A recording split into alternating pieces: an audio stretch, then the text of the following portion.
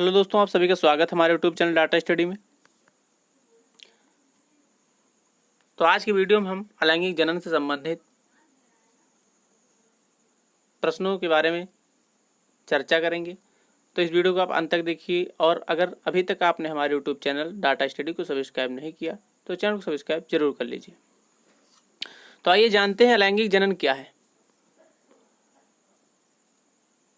जैसे हमने पहले पढ़ा है कि कोई भी प्राणी जो पृथ्वी पर निरंतरता जिसकी बनी आज भी बनी है, ऐसे सभी प्राणी या तो वो अमर होंगे या तो फिर वो जनन करते हों, तभी उन जीवों की निरंतरता क्या होगी, बनी रहेगी। तो हमें पता है कोई भी जीव पृथ्वी पर अमर नहीं है, वो किसी न किसी प्रकार से जनन करता है, जिसके पश्चात उसकी वंशावली निरंतरता बनी रहती है। तो अलैंगिक जनन भी इसी जनन की एक विधि है।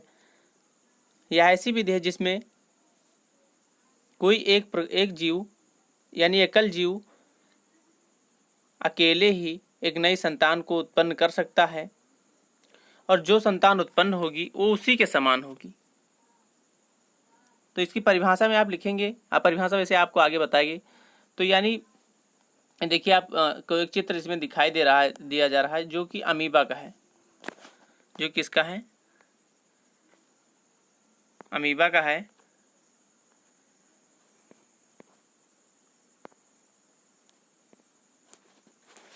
ये चित्र किसका है? तो ये चित्र किसका है? अमीबा का है। तो इस चित्र में देखिए, जो अमीबा है वो क्या है? पहले अकेले ये एकल अमीबा है, उसके बाद क्या हुआ, ये अमीबा देखो आगे आया तो ये क्या हुआ, थोड़ा सा फैला, और छोटा कर लेते हैं इसको। तो ये क्या हुआ, थोड़ा सा फैला। यहाँ से देखो ये क्या हुआ, थोड़ा सा फैला। यहाँ देखो थोड़ा कम फैला हुआ है, यहाँ थोड़ा और फैला, और क्या हुआ, दो भागों में देखो। यहाँ जो इसका क्या कहते हैं सेल है, वो देखो दो भागों में विभाजित होने के लिए यहाँ पर ऐसे है, और जबकि दूसरा जो चित्र दिखाई दे रहा है यहाँ पर देखो दो भागों में क्या हो रही है, यहाँ से विभाजित हो रही है। तो यानी अलैंगिक जनन में जीव क्या करता है, अकेला जीव अपने संतान को उत्पन्न कर सकता है। तो इसमें कुछ और नहीं होता, इसमें कोशिका विभाजन होती है। तो ये कोशिका क्या हुई, विभाजित हुई, आगे यहाँ से विभाजित होने की प्रक्रिया शुरू होती है, तो थोड़ा विभाजित हुई। अगले चित्र में देखो, अगले चित्र में क्या हुआ, थोड़ा और विभाजित हुई, और ये थोड़ा भी जुड़ी ही बाकी विभाजित हो गई। और जो अंतिम चित्र आपको दिखाई दे रहा है यहाँ पर देखिए, ये क्या हुआ, पूरी तरह से विभाजित हो गई, और क्या हुआ, दो नए जीव क्या हुए, उत्पन्न हो गए। पहले जो था वो तो एक था, यहाँ पर देखिए जो क्या हुआ, दो जीव उत्पन्न हो गए। तो इस प्रकार अलैंगिक जनन होता है। 1 से 2, 2 से 4, 4 से 8 इस प्रकार होते रहते हैं। तो अलैंगिक जनन की क्रिया इसी प्रकार चलती रहती है। आइए देखते हैं इसी के बारे में कुछ और।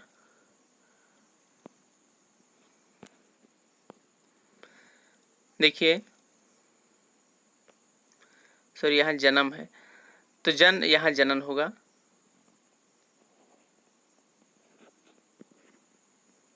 जनन की वह विधि जिसमें एकल जनक संतान उत्पन्न की क्षमता रखते हैं, अलैंगिक जनन कहलाती है। आप ये परिभाषा लिख देंगे आपके एग्जाम में, तो आपको बेहतर रहेगा, आपको अच्छे नंबर मिलेंगे। इसको याद रखने का प्रयास कीजिए। जनन की वह विधि जिसमें एकल जनक संतान उत्पन्न की क्षमता रखते हैं, अलैंगिक जनन कहलाती है। अगले पॉइंट देखिए, वह केवल एक दूसरे के समरूप ही नहीं, जो संतानें यानी कि कह रहा है जो संतानें उत्पन्न होती हैं वह केवल एक दूसरे के समरूप ही नहीं बल्कि अपने जनक के एकदम क्या होती हैं, समान होती हैं। और यह संतति आनुवंशिक रूप से एक समान अथवा भिन्न होती है। तो ये जो संतान होती हैं आनुवंशिक रूप से एक समान अथवा भिन्न होती हैं। और अगला पॉइंट है, ऐसे जीवों के लिए क्या, कौन सा शब्द, तो ऐसे जीवों के लिए क्लोन शब्द की रचना की गई है। आशा करता हूँ आपको समझ में आ रहा होगा। अगर समझ में आ रहा हो तो वीडियो को लाइक कर लीजिए। तो आइए देखते हैं आप क्या कुछ और आगे। अगला तो इसी में आता है आपका द्विखंडन। तो जैसा कि हमें पता है प्रोटिस्टा और मोनेरा, आप सुन चुके होंगे इनके बारे में, इन वर्गों के बारे में। तो इनमें जो जीव पाए जाते हैं वो क्या करते हैं, उनकी जो जनक कोशिकाएं हैं वो दो खंडों में विभाजित हो जाती हैं। तो जब दो खंडों में विभाजित हो जाती हैं, जैसे समझ लीजिए अभी आपने देखा एक अमीबा था और क्या हुआ, तो ये कोशिका आगे थोड़ा थोड़ा क्या हुआ, अपने से अलग हुई और थोड़ा अलग हुई यहाँ से। उसके बाद क्या हुआ, पूरी तरह से आपकी अलग हो गई। तो इस प्रकार क्या हुआ, द्विखंडन की प्रक्रिया कुछ इस प्रकार हुई। तो ये कह रहा है जब प्रोटिस्टा और मोनेरा में क्या होता है, जीव जो कोशिका है वो दो खंडों में विभाजित हो जाती है, जिसके पश्चात दो नए जीवों का जन्म होता है। इसी क्रिया को हम द्विखंडन कहते हैं, द्विखंडन। और इन जीवों में जो विभाजन होता है, विभाजन क्रिया क्या कहते हैं, समसूत्री विभाजन कहते हैं, समसूत्री विभाजन। तो आप पूछेंगे कि गुरुजी क्या ये जो अलैंगिक जनन की है क्या ये पौधों में होती है? तो हम कहेंगे हाँ पौधों में होती है। जैसे आप आलू ले लीजिए, आलू में देखिए आलू भी अपने समान उत्पन्न करेगा। और आलू, एक आलू लगा दीजिए जिसमें बहुत से आलू क्या होते हैं, उत्पन्न होते हैं। आलू, अदरक, हल्दी,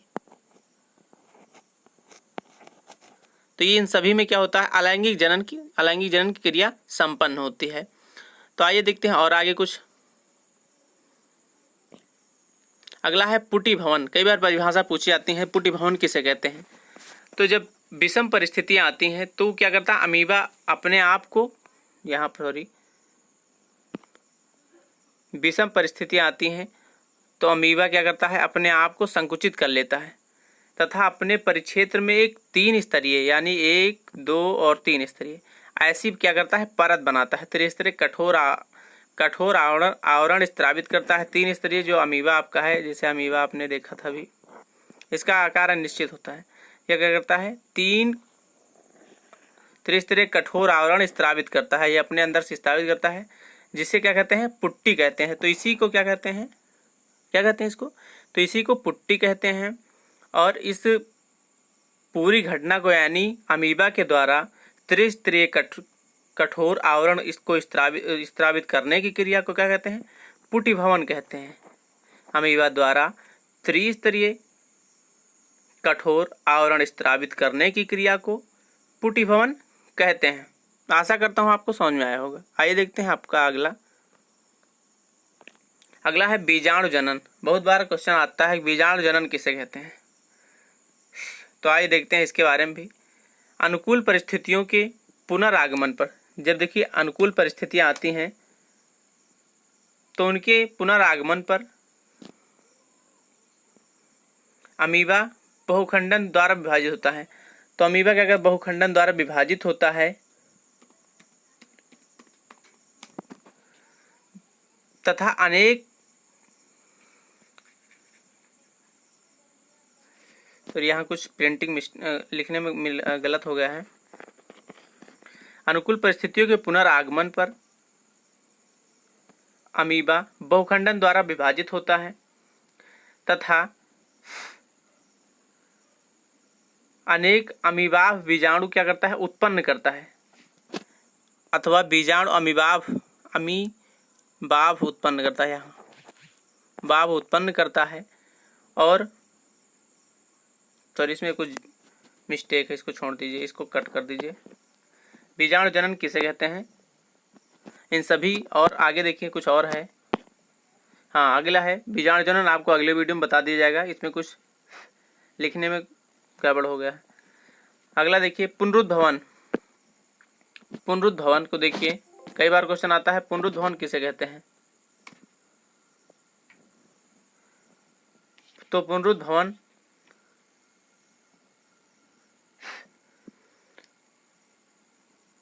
कुछ जीवों में, यहाँ पर जीव होगा, जीव कुछ जीवों में शरीर अनेक टुकड़ों में विभाजित हो जाता है। तो गुरुजी कहेंगे, आप कहेंगे कि गुरुजी ये अनेक टुकड़ों में कैसे विभाजित होता है? तो जैसे हम कहेंगे भैया, एक कोई आपका शरीर है, वो क्या करता है, यहाँ से कटा, यहाँ से कटा, यहाँ से कटा और यहाँ से कटा, यानी 1 2 3 और 4 खंडों में विभाजित हो गया। तथा प्रत्येक टुकड़ा वृद्धि करके एक नए जीव को विकसित करता है। तो जो टुकड़े हैं सभी इन्हीं क्या करते हैं, ये जन्म वृद्धि किए और इनसे क्या हुए, एक नए जीव की रचना हुई, एक नए जीव इन सबसे उत्पन्न हो। तो जो संतान उत्पन्न करने में सक्षम होते हैं, इसी को पुनरुद्भवन कहते हैं। यानी ऐसी प्रक्रिया जिसमें जीव अपने शरीर को अनेक टुकड़ों में विभाजित करता है और जो प्रत्येक टुकड़ा है वो संतान उत्पन्न करने की क्षमता रखता है या संतान उत्पन्न करता है। तो अनेक टुकड़ों के द्वारा संतान उत्पन्न करने को ही पुनरुद्भवन कहते हैं। क्या कहते हैं? पुनरुद्भवन। अनेक टुकड़ों के द्वारा संतान उत्पन्न करने को ही पुनरुद्भवन कहते हैं। तो आपको यह आशा करता हूँ, आई होप आपको समझ में आया होगा। आइए देखते हैं आगे। तो आज के वीडियो में बस इतना ही। अगर आपको वीडियो पसंद आए तो वीडियो को लाइक कर लीजिए, चैनल को सब्सक्राइब नहीं कि चैनल को सब्सक्राइब कर लीजिए और बेल आइकन को प्रेस कर लीजिए ताकि आपको वीडियो की लेटेस्ट अपडेट जानकारी मिलती रहे और अपने दोस्तों में शेयर कर दीजिए। Thanks for watching. मिलते हैं आपको अगले वीडियो में। जय हिंद, जय भारत।